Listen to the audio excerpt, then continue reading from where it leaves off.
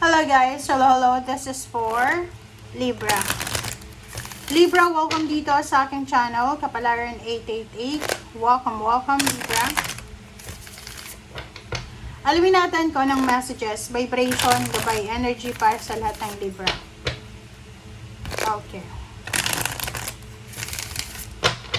Please comment down below if you resonated. Welcome Libra. Sa lahat ng bago, sa mga dati kong subscribers, thank you sa inyong lahat guys.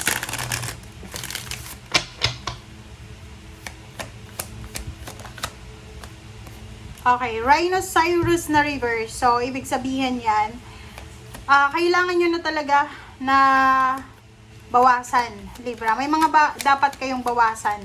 Bawasan na ba? Dear. Power. OMG. Ano ba yan? Power. Bawasan yung power.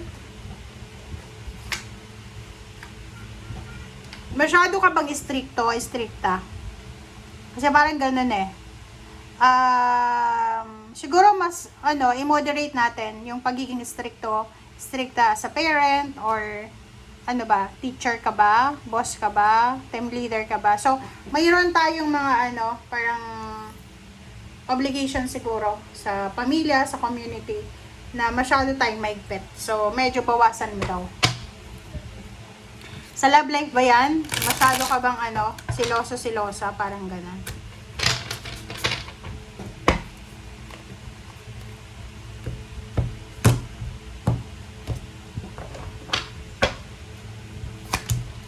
Okay. Wow. 8 of Wands. OMG. Nakakaloka.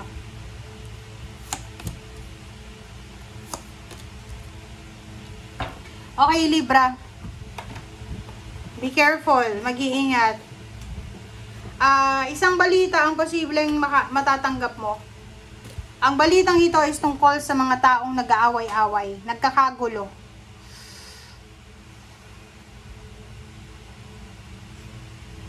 Pwedeng kakilala mo sila. Pwedeng kakilala mo or pwedeng meron silang meron silang ginawa sa'yo na hindi maganda, na parang feeling mo, like for example, magkakaibigan kayo, magkakapamilya, tapos etong mga taong ito na nag-aaway-away ngayon, dati magkakampi sila, laban sa'yo. So sa nakikita ko sa'yo,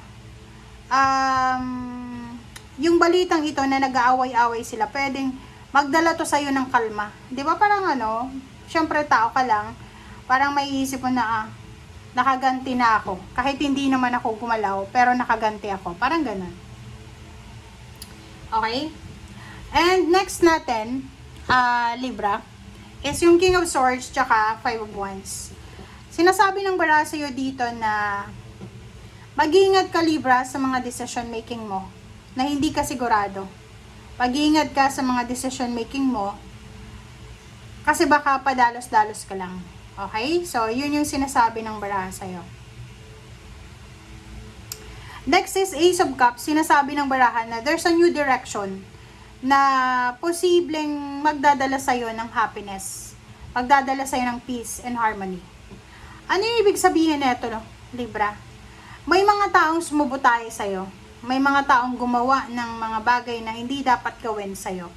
Pero, yung mga taong yun ngayon, ay kinakarma na sila. So, kung ano man itong karma na na-experience nila, kabaliktaran nun, ang posibleng mangyari sa'yo.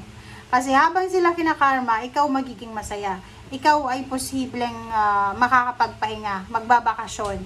Okay? So, kung makikita mo dito, sinasabi ng baraha sa'yo na you're moving on. You're moving on or you're releasing yourself, withdrawing yourself from situation na ganyan. Which is maganda yan.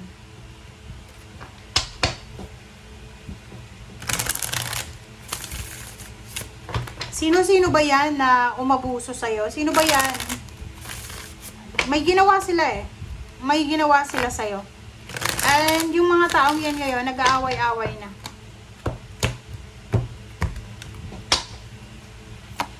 Okay. 9 of Cups. Wow! So, sa nakikita ko sa'yo dito, Libra, ihanda mo daw yung sarili mo. Maybe there's unexpected pregnancy or pwedeng ikakasal ka because you're pregnant. Or Ayun. So, nakikita ko sa'yo dito, maganda to. Kasi, sobrang happiness to. Joy, happiness, and parang contentment. Feeling accomplished yung mararamdaman mo dito. Yun. So, if you are parang getting married, magkakaroon ka na ng baby, or you're not expecting a baby, pero may paparating na baby, parang ganun. So, yun. Maybe then, yung iba ay posibleng pupunta kayo sa ibang bansa. Maybe yung iba sa inyo dyan ay lilipat ng bahay, lilipat ng trabaho, negosyo, whatever man. Diba? Cheers! Congratulations, Libra. Congratulations, whatever man ito na mangyayari sa'yo, congratulations. Deserve mo yan. Okay? So, sabi ng baraha, because of your temperance, because of your patience, makukuha mo yung celebration na to. So, sinasabi ng baraha sa'yo dito, Libra, na this 6 months, bantayan mo yung pera mo, bantayan mo yung expenses mo, bantayan mo yung perang pumapasok, lumalabas sa bank account mo or sa wallet mo.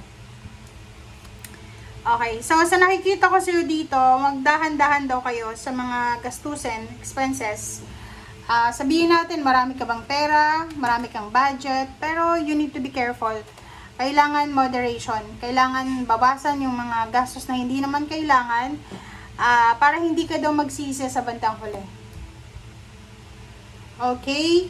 May mga yung mga bata pang Libra dito, maybe may magbabalikan sa inyo. Okay? May magkakabalikan, mayroong mga balita tungkol sa ex nyo, tungkol sa mga naging karelasyon nyo. Okay? Sa usaping pera, mayroong pagbabago, Libra. So, possible na yung matagal mo nang hinaantay na lump sum of money ay dumating na. 3 months. So, sabi ng baraha, 3 months ka bang nagantay? 3 years ka bang nagantay?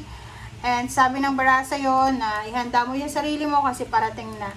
This is the lump sum money and this is the victory na minamanifest mo. Ang nakikita ko rin sa'yo dito, yun, bawasan natin yung mabilisang action. Bawasan natin yung masyadong nagmamadali. Kasi sa pagmamadali mo, yun nga, pwede kang magkamali, pwede mong pagsisihan, pwede mong kumbaga masira yung diskarte mo, yung strategy mo, and pwede kang maguluhan, pwedeng dumilim ang kapaligiran, parang ganun. Okay? And by the end of the year 2026, 3 months siguro, October, November, December, ihanda mo yung sarili mo kasi there's a good news from international. This is an offer, like a collaboration. Pwedeng may gustong mag-hire sa'yo as a partner, like trabaho, negosyo, ganyan. Or pwedeng love life. So, yun, sobrang, kumbaga tatapusin mo yung taon ng sobrang happy and contented ka. Feeling accomplished. Okay? Thank you guys. Bye!